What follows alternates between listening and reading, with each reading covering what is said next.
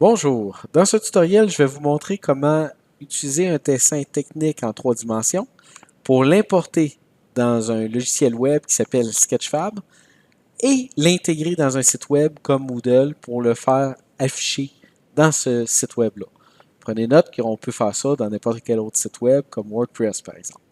Donc, pour le besoin de la cause, je vais utiliser Tinkercad d'Autodesk, mais si vous utilisez d'autres logiciels de CAO qui vous permettent de créer des dessins en 3 dimensions, ça devrait fonctionner également. Donc, je vais aller chercher ma maison Monopoly que j'ai créée il y a de cela 3 ans. Je clique dessus et je clique sur le bouton télécharger à cet endroit. Ce qui m'intéresse, c'est de le télécharger dans un format STL ou .obj, qui sont des formats qui sont normalement utilisés pour utiliser des services externes ou même pour les imprimantes 3D. Donc, je vais utiliser .stl dans mon cas. Je clique dessus, j'attends qu'il se télécharge. Lorsqu'il a fini de se télécharger, j'ouvre Sketchfab. Donc, je vais me connecter avec mon compte Google. Voilà qui est fait. Maintenant, je clique sur le bouton télécharger et dans cette fenêtre-là, je vais prendre le fichier .stl et je vais le glisser déposer dans l'encadré pour dire que c'est ce fichier-là que je vais utiliser. Je clique sur le bouton bleu télécharger des fichiers.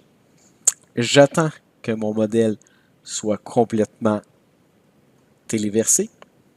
Donc, le téléchargement est fini, le traitement il dit qu'il est fini, ça devrait prendre quelques secondes encore. Voilà, donc maintenant je peux vérifier qu'il fonctionne correctement. Je clique sur le bouton marche et je vois ma maison ici que je peux déplacer avec mon curseur en cliquant dessus. Je pourrais aussi tester avec une lunette de réalité virtuelle si je le désire. Ici, ce côté-ci, bon, j'ai plusieurs options que vous pourrez lire. Donc, je clique sur le bouton publier maintenant pour le publier sur le web. Voilà, ça a été publié, j'ai compris.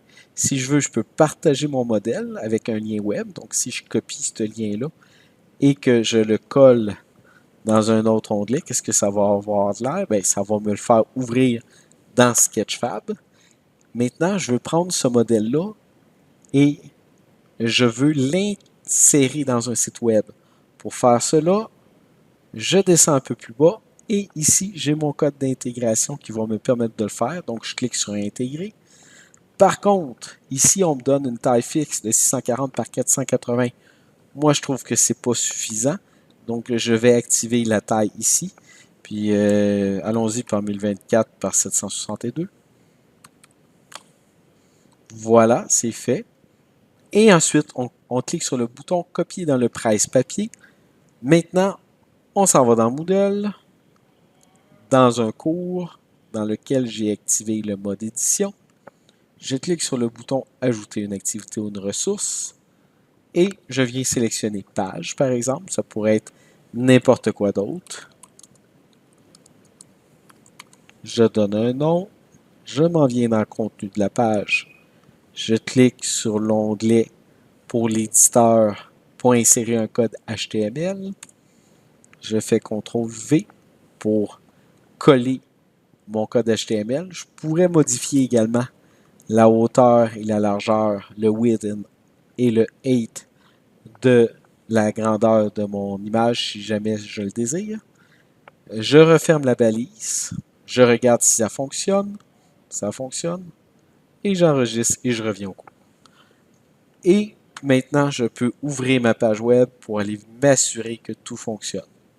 Si je le trouve trop gros, je peux le modifier à l'endroit où ce que je vous l'ai dit, tout simplement. J'espère que ça vous a été utile, que vous trouverez cela intéressant et peut-être que ça vous a donné des idées sur des éléments interactifs à ajouter dans vos cours dans Moodle. Merci et bonne journée.